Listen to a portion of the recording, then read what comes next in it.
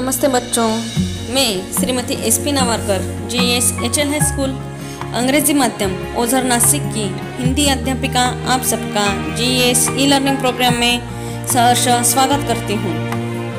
सद्य परिस्थिति में कोविड-19 की महामारी की वजह से स्कूल बंद होने के कारण ई लर्निंग प्रोग्राम के द्वारा मैं आपका हिंदी व्याकरण एवं उपयोजित लेखन का मार्गदर्शन कर रही हूँ। तो चलिए इसी प्रणाली के अंतर्गत आज की तासिका में हम लिंग इस विधा की जानकारी लेंगे।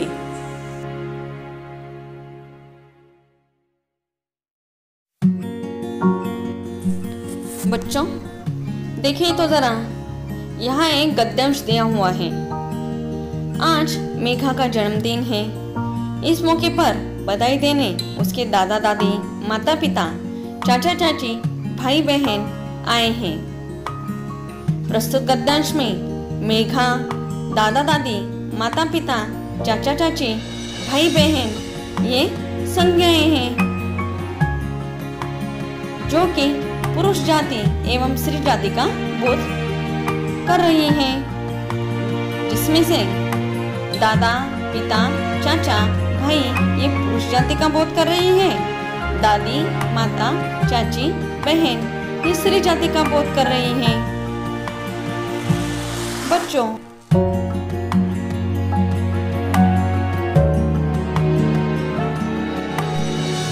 जो संज्ञा शब्द पुरुष जाति एवं स्त्री जाति का बोध कराते हैं उन्हें लिंग कहा जाता है।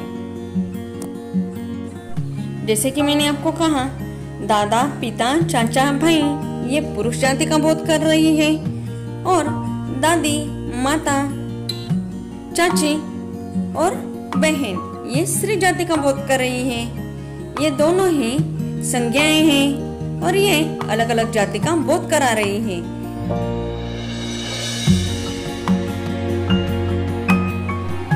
बच्चों अगर लिंग की परिभाषा देख लिए जाए तो वो कुछ इस प्रकार है। शब्द के जिस रूप से पुरुष जाति अथवा स्त्री जाति का बोध हो उसे लिंग कहते हैं। लिंग का अर्थ संस्कृत में चिन्ह होता है, अतः जिस चिन्ह के द्वारा शब्द के स्त्री जाति या पुरुष जाति के होने का बोध हो उसे ही लिंग कहते हैं। देखिए तो ये उदाहरण, लड़का पढ़ रहा है, लड़की खेल रही है।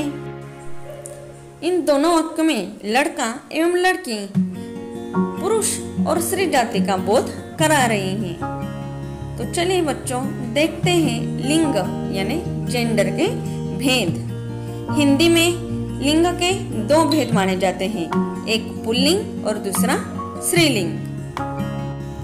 बच्चों हमने देखा कि संज्ञा शब्दों के जिस रूप से उसके पुरुष या स्त्री जाति होने का पता चलता है उसे लिंग कहते हैं। अगर सरल शब्दों में कहा जाए तो शब्द जाति को लिंग कहते हैं। जैसे पुरुष जाति बैल, बकरा, मोर, मोहन, लड़का ये पुरुष जाति के उदाहरण हैं। स्त्री जाति के उदाहरण गाय, बकरी, मोरनी, मोहिनी, लड़की। लिंग ये संस्कृत भाषा का एक शब्द है, ये मैंने आपको बताया, जिसका अर्थ होता है चिन्ह या निशान। चिन्ह या निशान किसी संज्ञा का ही होता है। संज्ञा किसी वस्तु के नाम को कहते हैं और वस्तु या तो पुरुष जाति की होगी या तो स्त्री जाति की होगी। तात्पर्य यह है कि प्रत्येक संज्ञा पुल्लिंग होती है या तो स्त्रीलिंग होती है। संज्ञा के भी दो रूप हैं, एक अप्राणीवाचक संज्ञा जैसे कि लोटा, प्याली, पेड़, पत्ता इत्यादि, और दूसरी प्राणीवाचक संज्ञा जैसे घोड़ा, घोड़ी, माता, पिता, लड़का, लड़की इत्यादि। उसी तौर पर लिंग के सारी सृष्टि में तीन मुख्य जातियां पाई जाती हैं, पुरुष, स्त्री और जड़ जाति। अनेक भाषाओं में इन्हीं तीन जातियों के आधार पर लिंग के तीन भेद किए गए हैं, एक पुल्लिंग, दूसरा स्त्रीलिंग और तीसरा है नपुंसकलिंग, जैसे कि मराठी में है। अंग्रेजी व्याकरण में लिंग का निर्णय इसी व्यवस्था के अनुसार होता है। मराठी, गुजराती आदि आधुनिक आर्य भाषाओं में भी यही व्यवस्था जो कि तो बनाई रखी है। इसके विपरीत हिंदी में दो ही लिंग, पुल्लिंग और स्त्रीलिंग है, नपुंसकलिंग यहाँ नहीं है। अतः हिंदी में सारे पदार्थवाचक शब्द चाहे वे चेतन हो या जड़, स्त्रीलिंग और पुल्लिंग इन दो लिंगों में विभक्त है।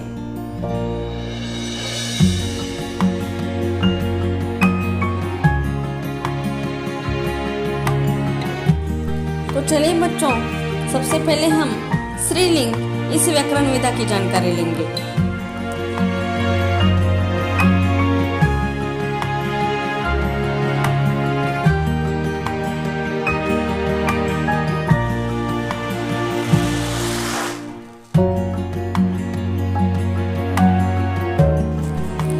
देखिए तो जरा स्क्रीन पे दादी, माता, चाची, बहन, रानी, बुढ़िया, मोरनी, गाय, इन जैसे स्त्रीलिंग जाति के बोध कराने वाले शब्दों का चित्र दिया गया है। ये सारे शब्द स्त्री जाति का बोध करा रहे हैं, इसलिए ये स्त्रीलिंग शब्द कहलाएंगे।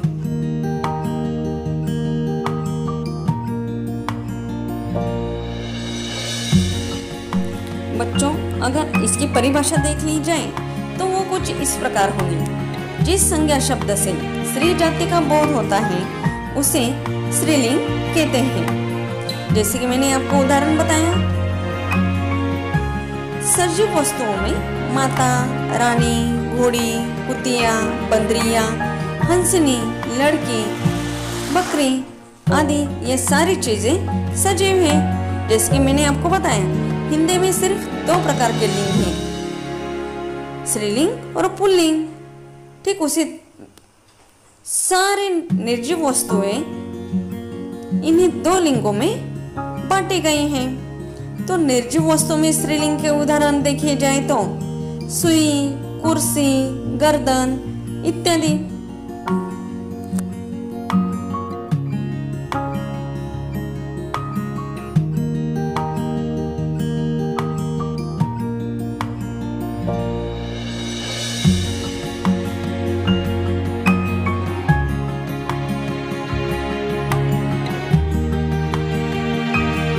पुल्लिंग, जिन संज्ञा शब्दों से पुरुष जाति का बोध होता है उसे पुल्लिंग कहते हैं। जैसे सजीवों में कुत्ता, बालक, खटमल, पिता, राजा, घोड़ा, बंदर, हंस, बकरा, लड़का इत्यादि। निर्जीव पदार्थों में मकान, फूल, नाटक, लोहा, चश्मा इत्यादि। कुछ इमोशंस भी सिर्फ यानी भाव सिर्फ पुल्लिंग ही दर्शाए जाते हैं, जैसे दुख, लगाव इत्यादि।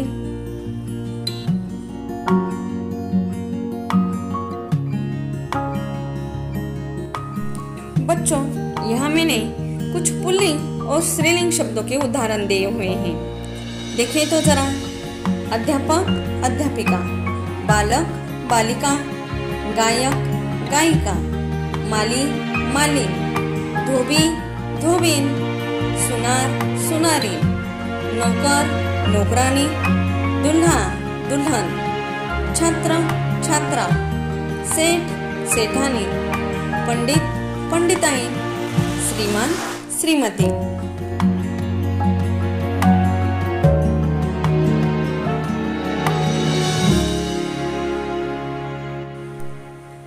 शेर, शेरनी, मोर, मोरनी, ऊंट, ऊँटनी, हिरन, हिरणी, चीटा, चीटी, बकरा, बकरी, चूहा, चूहिया, चिड़ा, चिड़िया।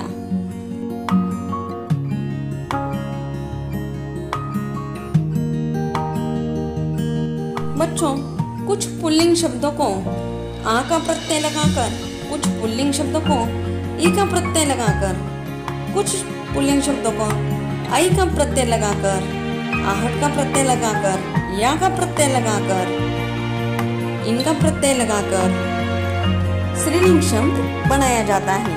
इनके कुछ उदाहरण यहाँ पर मैंने दिए हुए हैं, देखिए तो जरा। आ का प्रत्यय लगाकर यानी आ जोड़कर पुल्लिंग शब्दों से स्त्रीलिंग शब्द बनाए गए हैं, जैसे छात्र छात्रा, प्रिय प्रिया, सुत सुता, शिष्य शिष्या, आचार्य आचार्या, सदस्य सदस्या। ई प्रत्यय लगाकर बनाए गए स्त्रीलिंग शब्द नर नारी, चाचा चाची, लड़का लड़की, बेटा बेटी, मुर्गा मुर्गी, पुत्र पुत्री।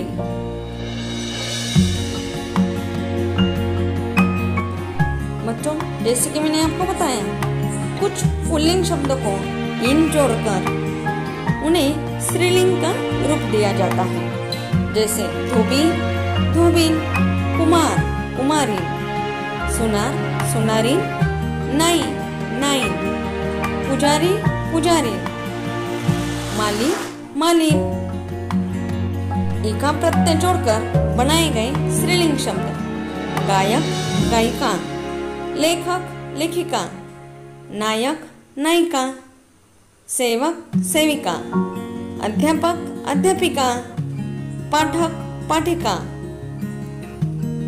आनी शब्द जोड़कर या आनी प्रत्यय जोड़कर पुल्लिंग से बनाए गए स्त्रीलिंग शब्द देवर देवरानी, नौकर नौकरानी, जेठ जेठानी, इंद्र इंद्राणी, राजपूत राजपुतानी, सेठ सेठानी। बच्चों, कुछ संज्ञाएं हमेशा पुल्लिंग रहती हैं, जैसे खटमल, भेड़िया, खरगोश, चीता, मच्छर, पक्षी आदि। कुछ पर्वतों के नाम, कुछ देशों के नाम, कुछ दिनों के नाम, जैसे सोमवार मंगलवार बुधवार शुक्रवार शनिवार, ये सारे पुल्लिंग ही तो हैं। धातुओं के नाम सोना तांबा पीतल लोहा, वृक्षों के नाम अमरूद केला शीशम पीपल देवदार, ये सारे भी पुल्लिंगी कहलाते हैं। जिस तरह से कुछ संज्ञाएं सिर्फ पुल्लिंग रहती हैं, ठीक उसी तरह से कुछ संज्ञाएं सिर्फ स्त्रीलिंग ही रहती हैं, जैसे मक्खी कोयल मछली तितली मैना आदि। कुछ प्राणीवाचक संज्ञाएं धाय संतान सौतन आदि। कुछ नक्षत्र अश्विनी रेवती मृगशिरा चित्रा भरणी रोहिणी। नदियों के नाम जो केवल स्त्रीलिंग की पहचान दिलाते हैं, रावी कावेरी कृष्णा यमुना। भाषाओं के नाम देवनागरी अंग्रेजी अरबी फारसी। तिथियों के नाम पूर्णिमा अमावस्या एकादशी चतुर्थी, ये सारे भी तो स्त्रीलिंग की पहचान दिलाते हैं।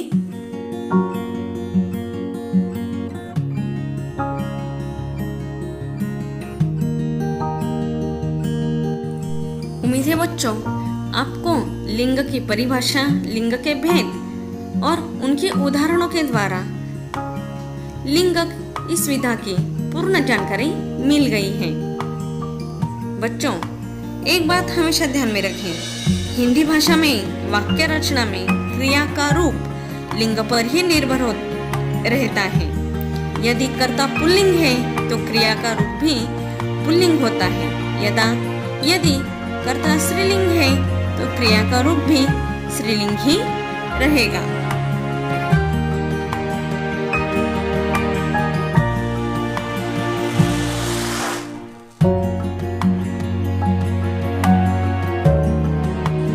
तो चलिए बच्चों, लेते हैं आज का गृह कार्य।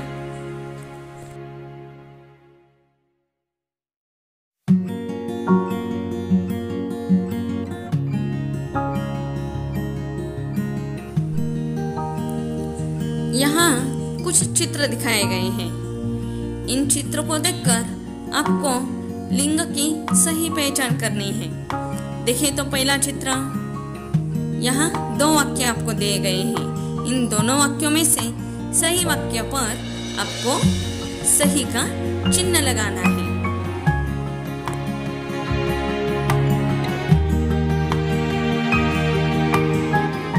जैसे पहले वाक्य में लड़का खेल रहा है, लड़की खेल रही है, कौन सा सही वाक्य आएगा? जी हाँ, लड़की खेल रही है। ठीक उसी तरह से आपको दिए गए अन्य उदाहरणों में से सही वाक्य पर मार्किंग करनी है। और जो उदाहरण मैंने दिए हुए हैं वे सारे उदाहरण आपको आपके कॉपी में नोट डाउन करने हैं। उम्मीद है बच्चों आपको आज का ये वीडियो जरूर पसंद आया होगा। तो चलिए इसी के साथ मैं आपकी विदा लेती हूँ। मिलते हैं अगले वीडियो में, तब तक घर पर रहिए, सुरक्षित रहिए। धन्यवाद।